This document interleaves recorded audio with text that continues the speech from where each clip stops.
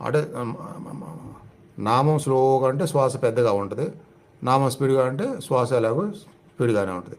ఆ స్పీడ్ అనే కంగారు ఉండకూడదు, హాయిగా స్లోగానే అలా చేయొచ్చు. ఆ తర్వాత అది ఏమన్నా అనీజీ అనిపిస్తే ఇంకా ఆ శ్వాసతో పాటుగా అనేది లేకుండా మామూలుగా శ్వాస దానంతరం నడవనిస్తూ నార్మల్ బ్రీత్ మననం మాత్రం కంటిన్యూగా చేసుకోండి. ఓం శ్రీ స్వప్న వారాహి నమః. ఎందుకు ఇలా భక్తితో ఆ నామస్మరణ చేసినప్పుడు ఏం జరిగిందంటే మీకు వారాహి మాత అనుగ్రహం నిద్రలో కూడా రావడం మొదలైద్ది. నిద్రలో కూడా రావడం మొదలయ్యి అదృష్టం ఉంటే నిద్రలో మీకు దర్శనం ఇస్తారు. ఇంకా అదృష్టం ఉంటే ఆ నిద్రలో మిమ్మల్ని ఆశీర్వదించి మీకు ఒక నమ్మకాన్ని అదృష్టాన్ని ఇస్తారు.